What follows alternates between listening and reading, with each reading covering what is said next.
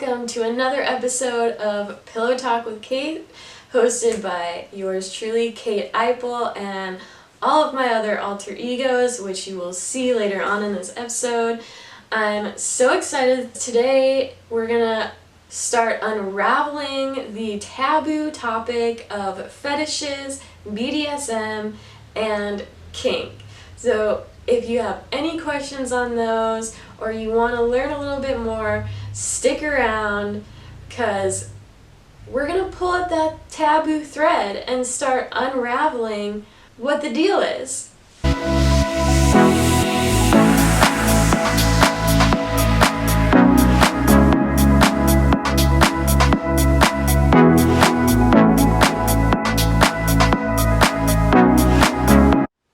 This is about to be some deep content today, so let's prepare and do the Yoni kriya.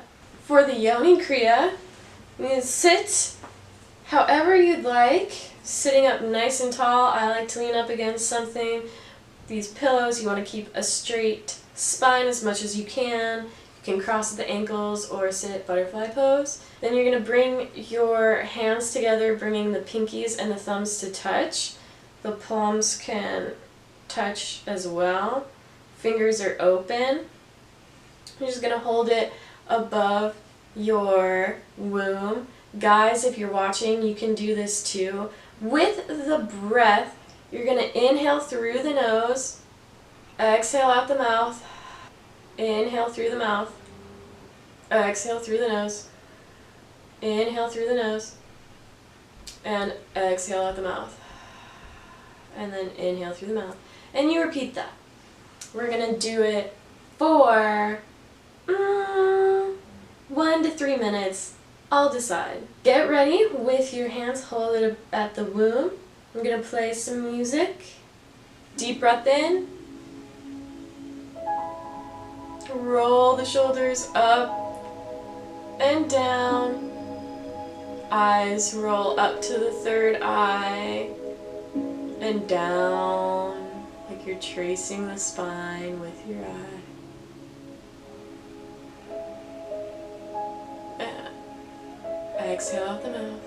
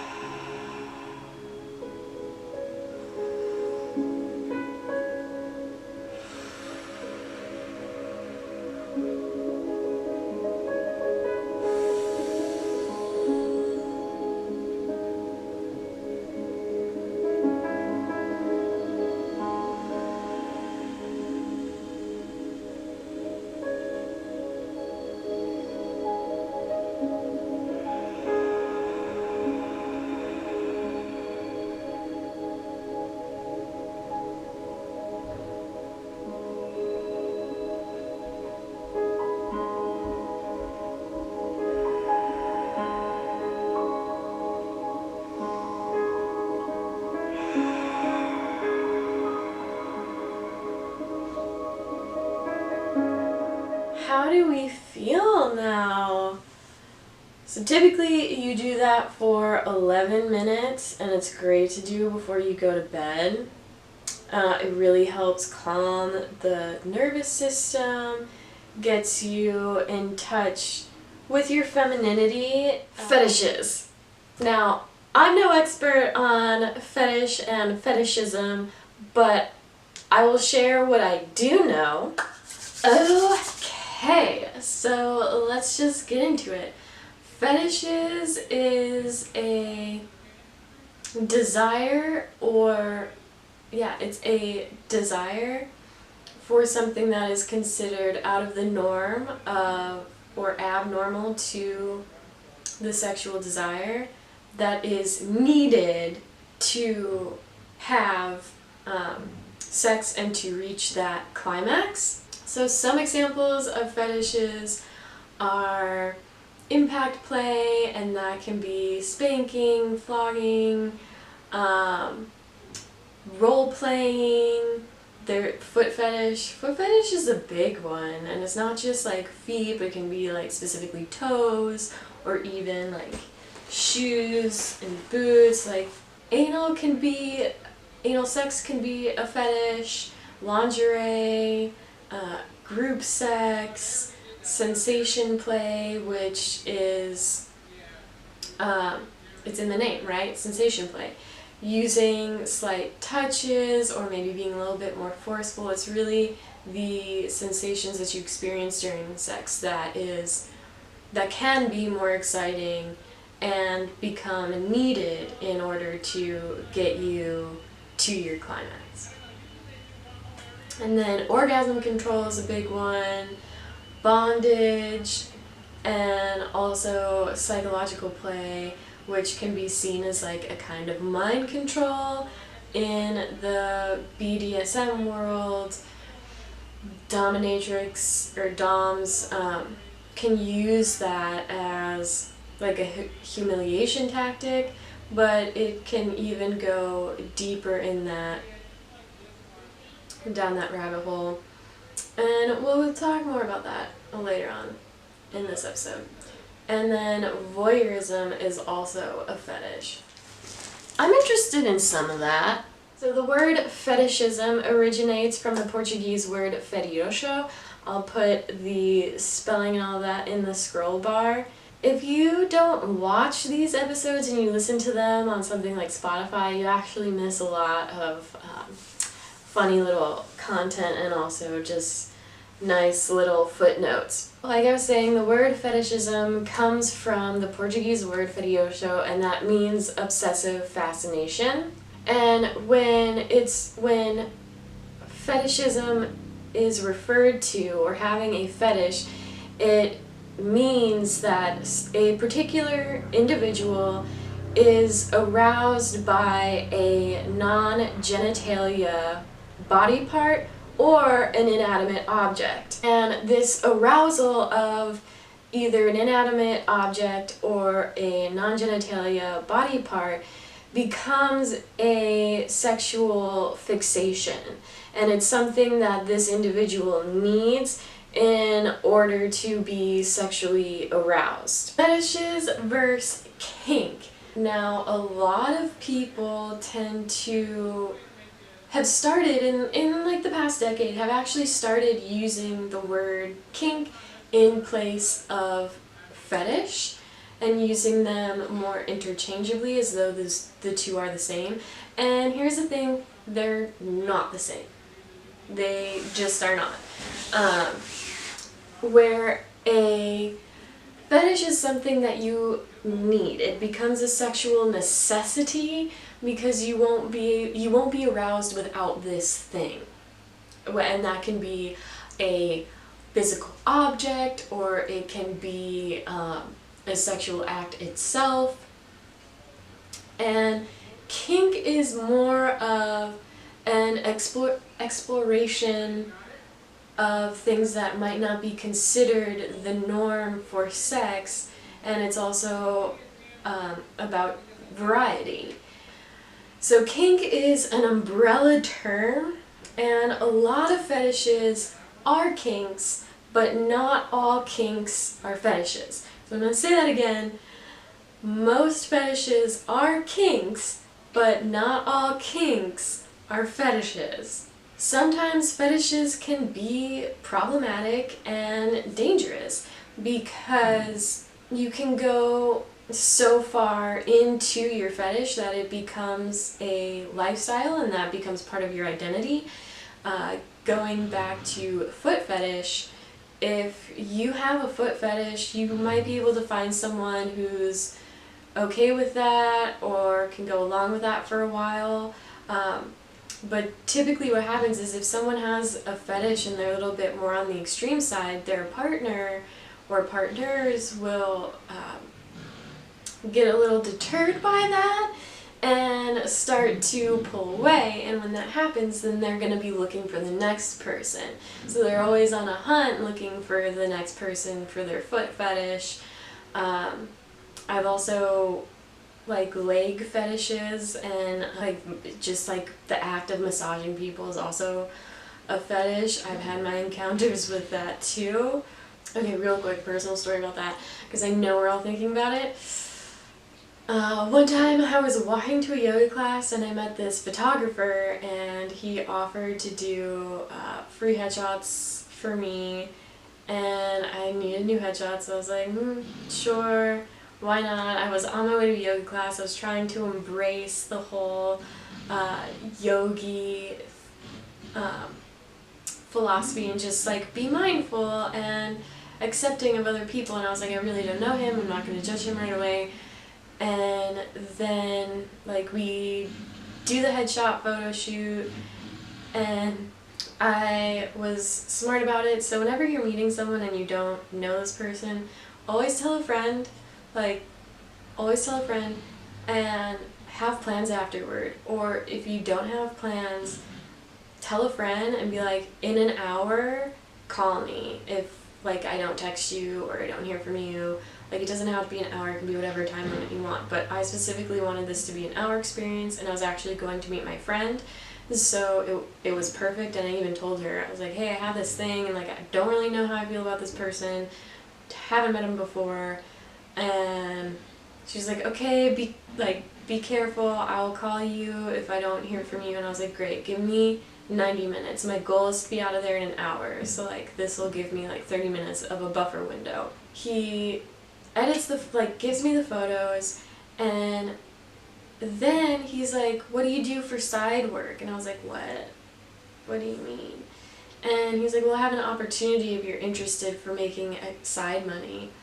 He wanted to massage my legs and pay me for it, and I was just like, although that sounds like easy money, I'm not energetically okay with allowing someone to touch my body knowing that it is a sexual fetish of theirs.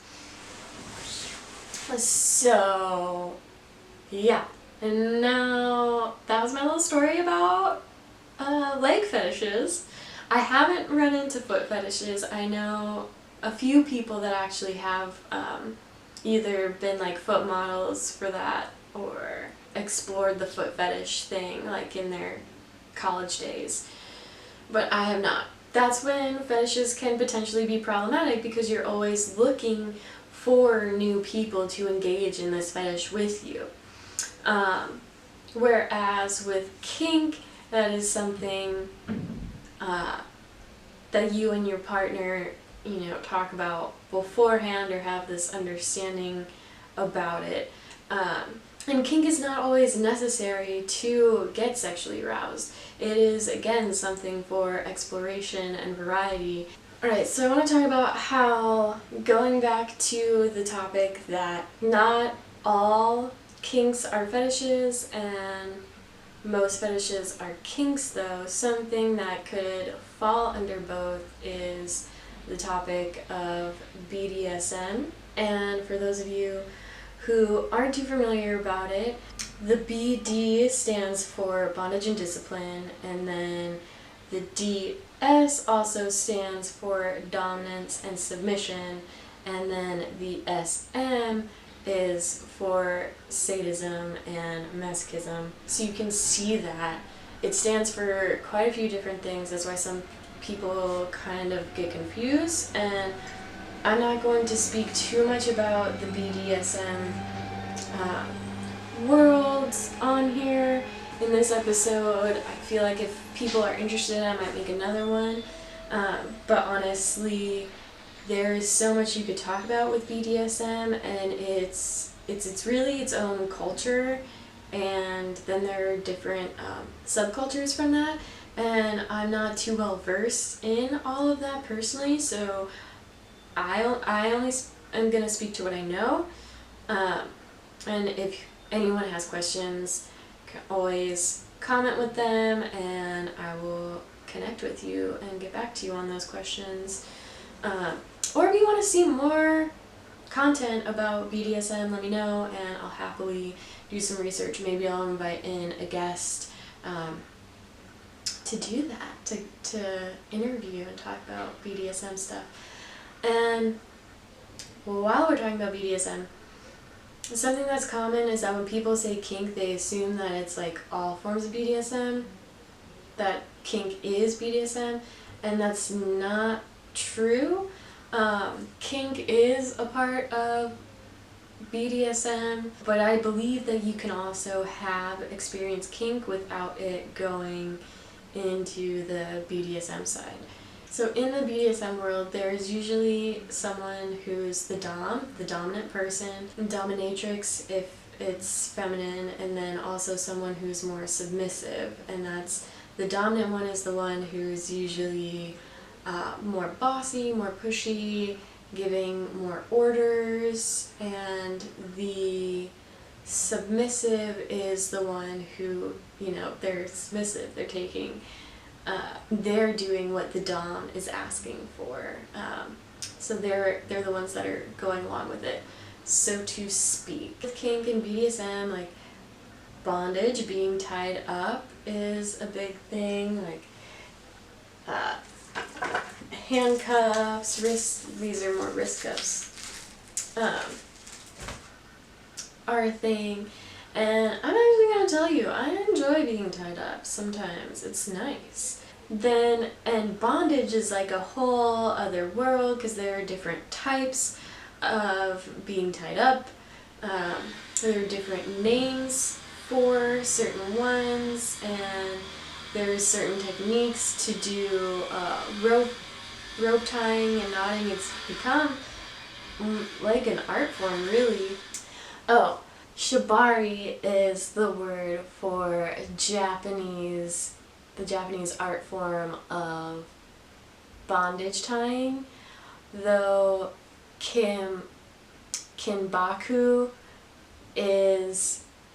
takes it in a more emotional and sensual style.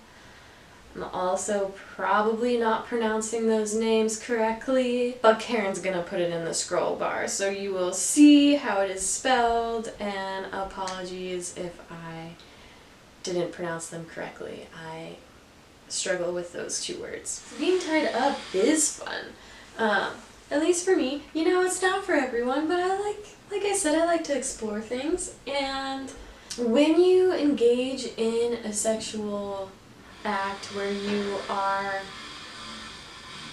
allowing yourself to be submissive,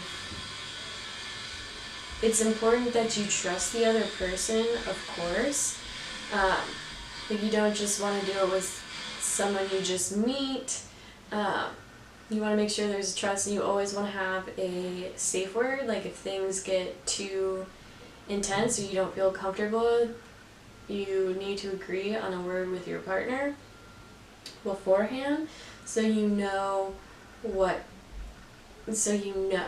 And like, I'm just gonna say the word kazoo is one.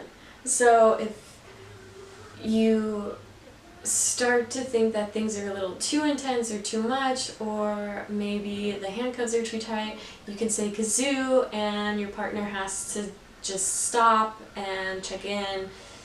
So safe words, very important in that. And then there was one time where one of my partners had bed restraints, and they were like, don't worry, I'll be nice on you, and I won't use the feet restraints, I'll just do the wrist restraints. And I was like, if you're gonna tie me up, I would prefer that you like go all the way, because I will get out of it. I'm an escape artist. And I had just started I was into aerial yoga, like maybe the first year or two that I was into it. So I was like super confident in my body strength, and I was like, I can get out of this. I wanted to flip myself out, and I did. I flipped myself out off of the bed in the restraints. I was able to break free, but in doing that, I also hit my head. So talk about spoiling the moment, and this is really funny. And then later I found out that I broke the bed frame. But he was moving, and then and that's how he discovered he broke the bed frame, that we broke it. Because he was like, well, I never really like felt right after that, but I couldn't really tell. And then when he was moving,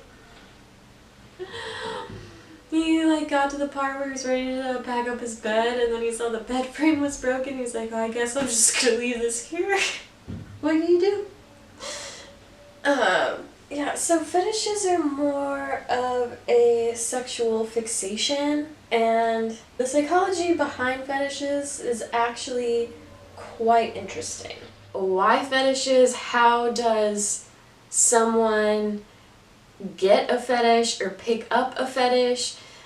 There has been a lot of research on this topic, and a lot of psychological studies and research have shown that fetishes are actually a result of early imprinting and or conditioning from their childhood or adolescence. And it's also something that can stem from a traumatic emotional experience or a physical experience as well. The fetishes can also be influenced by a rejection of the opposite sex. So someone feels like they won't be accepted sexually by their opposite sex, so they create this fixation for them to focus on that they already know they're creating that boundary and that wall. So when people find out that they have this fetish, the person who has the fetish is not surprised if they are taken back, because they have in a way built up this comfort for themselves by purposefully withdrawing themselves in a sexual way by creating this other fixation. So it's a way for people who are afraid of rejection to kind of soften the blow by establishing another boundary for themselves. Which is an interesting conundrum. It's like a catch-22 when you think about it that way. And there are actually quite a few reasons why these fetishes can develop. If you look at a map of the brain, you'll notice that the area that controls the genitalia, where the nerve endings are, is next to the nerve endings for the feet. So if there's any crossover, or if those two sections of the brain are communicating, a lot of times that can be where foot fetishes are derived from. And it's again also it can be considered a Pavlovian theory as well. So if you are conditioned to be turned on by one thing, then you will start to associate that image or that thing with a physical act of sex. So here's an example of that. I believe in the 60s there was a studies done where therapists showed images of boots and feet next to pornographic images, Playboy images, in front of an audience of men. And what happened was the men started to associate boots and those specific shoes with sex. So when they removed the pornographic images, they started noting the arousal levels, and the men were getting just as aroused by looking at only images of the boots and the shoes that were shown once they removed the pornographic images. So it can become a Pavlovian response where you start to associate an image, such as shoes, like an object, this being shoes, with the act of sex. And another theory is the theory of divergent thinking, where you know that you're aroused, and then you're like, what got me to be aroused? So divergent thinking, you're thinking of everything that could play a part in it, like, oh well, I just had pie, I walked past a balloon, or there were all these stuffed animals. So with divergent thinking, you're thinking of all these things, and then you start to take note of when it happens again, like, oh yeah, I just ate pie and now I'm feeling sexually aroused. I don't know why I keep going back to this pie thing. I was doing research and apparently there's a big pie fetish, which I was a little surprised by, but who's to say, right? Other theories, there's one called the gross out theory. So when you are already sexually aroused, you're heightening your sensations, your pleasure sensations. It's almost like you're in a state of being high because your perception is being changed and altered. So you're looking at things in a different way. So things that used to gross you out, like feces and pee, might not gross you out as much when you are sexually aroused. And that can be a reason why some people have fetishes around those things. Also, it can be somewhere in our DNA, deep in our ancestral and evolutionary history, because female dogs, when they have puppies, they tend to really watch their hygiene, and the parents will lick off any pee or poo that they see on their pups. So this is something that could have been ingrained in humans long time ago. For all we know, any sort of secretion fluid, such as pee and feces, could have been seen as similarly to the sexual secretion, and that just might not have fully worked itself out in our evolutionary path so far. So that's another reason why some people speculate others might have fetishes centering around that. Then there's also the pain theory to go along with fetishes as well. Now when you're having sex, it's been shown that the chemicals produced in the brain and the neurotransmitters produced when having sex, such as serotonin and endorphins, are actually produced when the body's experiencing pain as well. So sometimes people have a hard time distinguishing the difference between sexual arousal when those neurotransmitters are being produced in the brain, as well as when they're experiencing pain and the same neurotransmitters have now been firing. So a lot of times they blend together, and certain people enjoy different pain levels in their sexual experiences because the two do coexist at the same time during sexual acts. So fetishism is actually a little bit more common than what most people would expect. Maxim did a survey in 2016, and they found that 44.5% of Americans had established some sort of fetish in their sexual experiences. And BDSM and kink are actually fairly more common than what most people would anticipate as well. So in 2014, Durex did a study, and they found that 36% of Americans had engaged in some sort of BDSM, whereas in other parts of the world it was averaging around 20%.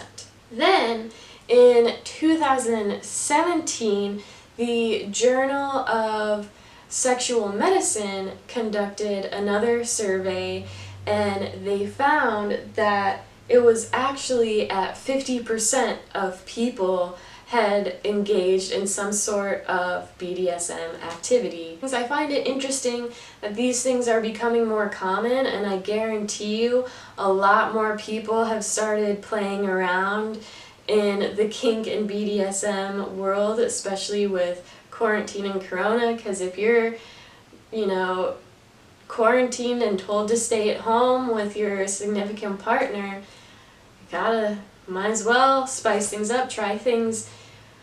So I'm sure those numbers have gone up at least since 2017, since we are in 2020 now. and I think it's a little interesting that these numbers keep increasing, but yet this topic is so taboo that we as humans are afraid to talk about it, but in a sense it's natural in a way, especially if we were conditioned in some avenue or another to have this fixation on something. And I just want to say that not all fetishes are dangerous. Fetishes, of course, can start to be dangerous if it starts affecting the individual's social life, as well as their working environment and how they handle these situations in a social setting. So it all depends on the severity of how one is embarking on their fetish and the level in which they are pursuing it. Because some people it's very minimal, and other people it again starts to creep into other areas of their life, and it's almost as though that fetish is starting to govern their lifestyle. And that is when it can become problematic, or it does become problematic, is when that starts to happen and it starts to take over their life, and that's pretty much the only thing that they're really interested in, and the only thing that they can actually focus on. Is it like that for everyone who has a fetish? Definitely not. Let's end today's little episode with some calm and clearing breath. We're going to sit up nice and tall, really engage the glutes, like squeeze the glutes. Imagine you're squeezing them, but you're also lifting them up into your belly, getting that really strong, stable base. We're going to cradle our hands, creating a little bowl shape like this. You can put the left hand under if you would like more of a calming effect. If you want to engage more with your masculine side, you can put the right hand on the bottom. For me, I'm going to do left hand on the bottom, right hand on top, putting the left thumb on top of the right thumb. And let the hands rest on your thighs, cradling your hands right where your sacral chakra is. And close the eyes. Let the eyes roll up towards the third eye and down the back, letting them drop towards the spine. Deep breath in through the nose. Open the mouth, exhale, side out. We'll just do this for a few rounds. Deep breath in, filling up the belly and the chest. And exhaling, emptying out the belly first and the chest last. Exhaling out through the mouth. Inhaling through the nose. Exhale out the mouth. Do a few more rounds of this.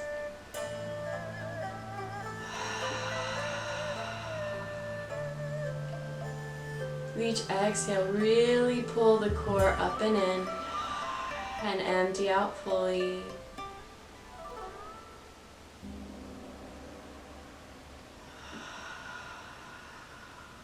Getting all the energy out, taking these deep, big, cleansing inhales. Filling up with as much air as you can hold in your body. Inhale a little bit more. Last big one. Exhale, let it go.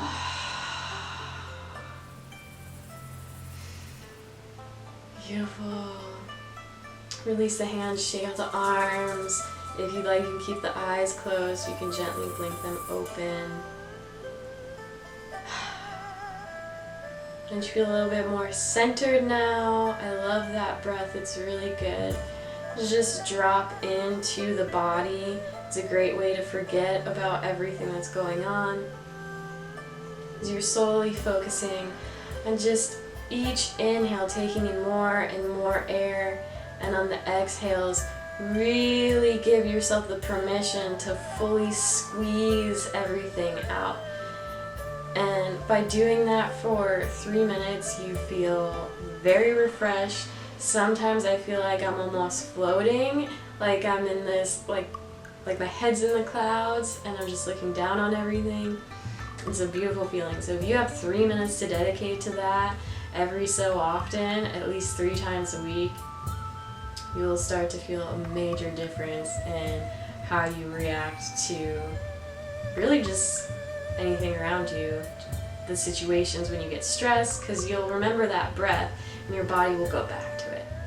So I challenge you to do that breath for 3 minutes at least 3 times this week, and report back to me in our Facebook group. Thank you so much for watching this episode of Pillow Talk with Kate, hosted by yours truly, Kate Eipel. I am a mindset and self-love relationship coach.